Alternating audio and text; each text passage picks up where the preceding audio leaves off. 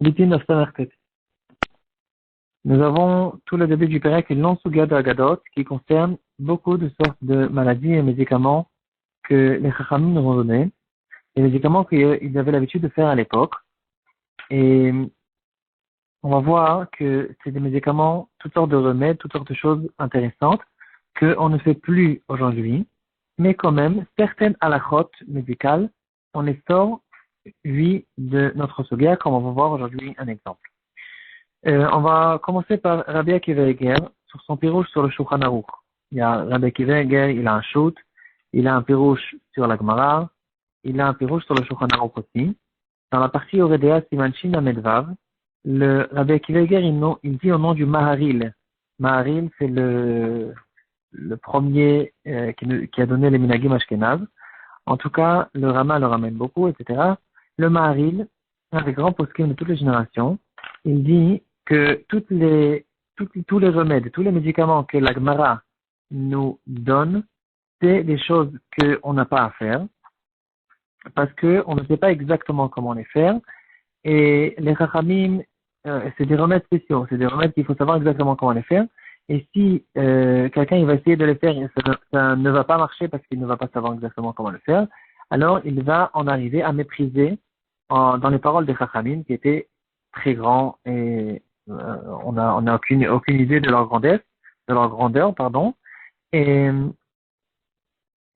donc le mari il dit que tout ça c'est des choses qu'on ne fait plus aujourd'hui. Mis à part une seule exception que dit le mari, c'est quelque chose qu'on sait exactement comment le faire et ça marche. C'est une idée que la Gemara dans Masechet Shabbat elle nous donne à propos de quelqu'un qui une arête d'un poisson s'est bloqué dans sa gorge. Alors il y a une sorte de chose qu'on fait, si je m'en rappelle bien, si on lui met une autre arête sur le front et on dit une certaine phrase qui va faire débloquer l'arête de sa gorge. C'est la seule chose qu'on fait.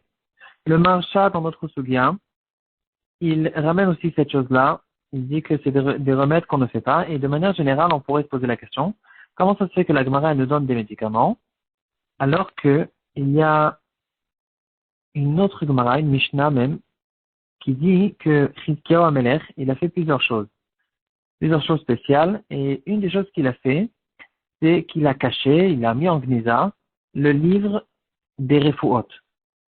Si je me trompe pas, c'est un livre qui avait été écrit par Shlomo HaMelech, qui, avec sa grande sagesse, il connaissait toutes les maladies et tous les médicaments, et il a écrit un livre avec un médicament sur chaque maladie. On peut guérir toutes les maladies avec ce livre, et ce livre, il a duré quelques centaines d'années, et jusqu'à que Chizkiyahu HaMelech il est arrivé, et il l'a caché. Pourquoi il l'a caché? C'est parce que les gens, ils ont arrêté de lever les yeux vers le ciel. Dès qu'ils étaient malades, ils ouvraient le livre.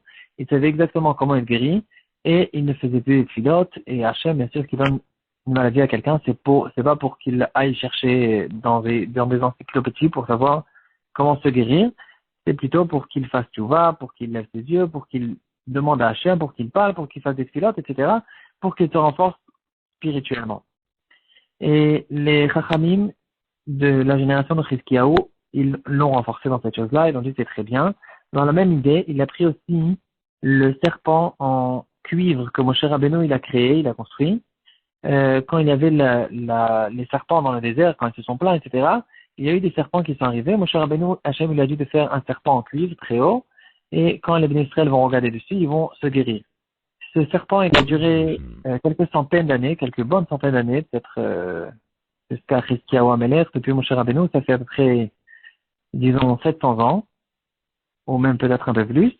Et Chizkiyahu HaMelech, il a cassé ce serpent, justement pour la même raison, parce que les Bnei Israël de sa génération, ils commençaient à le prendre comme un porte-bonheur, et pas pour la vraie raison que Hachem, il a dit à Moshe de le faire, pour qu'il s'habitue à se lever les yeux vers le ciel, parce que le serpent il était très haut, pour que ça va leur rappeler de faire le tfilat. En tout cas, la question qui se pose, c'est comment les Chachamim nous donnent des médicaments, alors que on dirait que on ne donne pas des médicaments aux gens pour qu'ils fassent tchouva. La réponse que nous donne le Maharsha, c'est qu'il n'y a pas de problème de donner certains remèdes, certains médicaments à certaines personnes. Le problème qu'il y avait dans le livre des Refuot, c'était qu'il y avait tous les médicaments et que ce livre, il était ouvert à toutes les personnes, tout le monde pouvait ouvrir, et ça causait un problème. Mais quand les Chachamim, ils viennent avec leur amour pour le glaive d'Israël, ils nous donnent quelques remèdes, mais sûr, c'est notre risque. Quand quelqu'un est malade, il doit faire ce qu'il doit faire, matériellement, il doit aller chez le médecin, il doit prendre les médicaments, etc. Et les Chachamim nous aident dans ce côté-là. Mais il n'y a pas toutes les maladies, il n'y a pas tous les médicaments, et quoi qu'il en soit, de notre temps, de toute façon, on ne sait même pas comment le faire. Et quand même, les Chachamim nous ont rentré ces remèdes-là dans notre Gemara, c'est parce que pour bien nous faire montrer, nous faire reconnaître que nos Chachamim, c'était pas qu'ils étaient des sages qui connaissaient que la Torah, etc. Ils étaient des savants dans toutes les Chokhmot. Intéressant de remarquer que Raphaël Kenevski, il racontait que quand il était à la Yeshiva, ils ont sauté ses dapim, et quand il est revenu à la maison, le Staipeler, son père, il lui a dit, viens, on s'assoit et on étudie tous ces dapim, on ne saute pas des dapim de Gemara, même si on a l'impression de croire que ça peut rien nous ramener dans notre vie. De là, on en arrive à une question qu'on peut se poser même aujourd'hui, et les poskim ramènent une preuve de notre Gemara, comme quoi, même dans notre Gemara, il y a des preuves, il y a des halakhot qu'on peut en sortir. La question est la suivante, quelqu'un qui est très très malade, et que tout le monde sait, c'est clair que c'est une question de temps jusqu'à qu'il va mourir, il ne peut pas guérir de sa maladie. On a juste une possibilité de lui apaiser ses douleurs. Il est très souffrant, et il y a certains médicaments qui peuvent lui apaiser ses douleurs. Alors, quelle est la question? Bien sûr qu'on lui donne. La question, c'est que ces médicaments peuvent lui causer de lui raccourcir sa vie. Si maintenant on le laisse avec sa maladie, par exemple, il va vivre maintenant encore pendant 1 mois, et si on lui donne les médicaments qui vont lui apaiser ses douleurs, alors maintenant il ne vit que 2 semaines. Est-ce qu'on lui donne? On ne lui donne pas. Alors, Shlomo Zalman Auerbach, il essaie de développer ce sujet. D'abord, il introduit que c'est très difficile de donner des halakhot sur ce genre de choses. Ça dépend de beaucoup de choses. Chaque chose, il faut demander de nouveau à un rav. Et il n'y a pas beaucoup de preuves dans le chat aussi sur ce genre de choses, mais quand même, après cette introduction obligatoire, il dit que il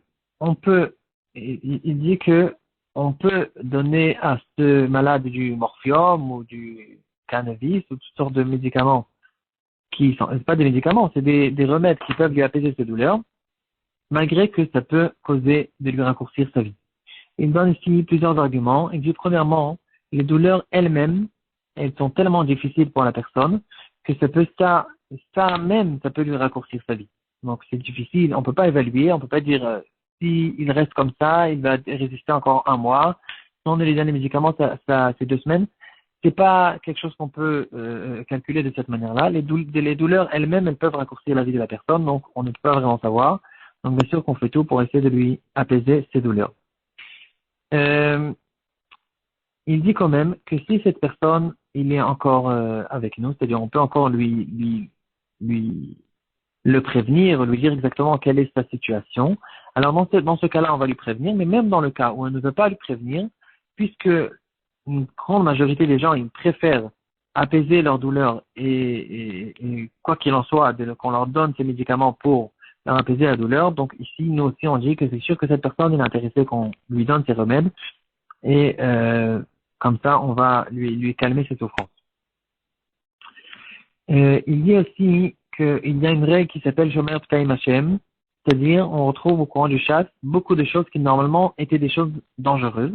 Et quand même, puisque beaucoup de personnes, la majorité des personnes ne font pas attention à ces choses-là, alors dans ce genre de choses, on dit Shomer Ptaim Hashem, c'est fini, ça rentre pas dans le cadre de l'Aïchtadut qu'on a besoin de faire pour garder notre vie, ne pas nous mettre en danger, puisque la majorité des gens ne font pas attention, ne prennent pas compte de cette chose-là, alors on a le droit de le faire. Donc, ici aussi, puisque c'est la normalité, pour quelqu'un qui souffre, on lui donne du morphium ou d'autres remèdes de ce genre, alors on le fait parce que c'est considéré comme un shomer ptaim Hashem. Et de là, Raphaël Kenevski, il donne une preuve de notre sugia. Dans Amoudbet, on voit qu'une des maladies qui s'appelait Barsam, et la Gemara nous donne le remède de cette maladie, et la Gemara elle dit finalement, on préfère ne pas utiliser ce remède, fais tout pour ne pas utiliser ce médicament parce que ce médicament, il est dangereux. Il, il, euh, il décompose les membres. C'est ça un peu le lachon de la Gemara. Donc, c'est un médicament qui est dangereux. Si on trouve un autre médicament, on lui donne. Sinon, le malade, il va essayer de tout faire pour souffrir, pour ne pas passer ce médicament. Mais en tout cas, on voit ici clairement que la Gemara elle-même, elle nous donne un médicament qui est dangereux. Donc, on voit ici qu'on donne des médicaments, même si c'est dangereux pour d'autres choses. Et on le fait, même si c'est peut-être que pour lui apaiser ses douleurs. Quand même, il faut savoir 2 points sur cette chose-là. Si le médecin, il a le droit de le faire que dans un cas où c'est pour le bien du malade lui-même, pour lui apaiser ses douleurs.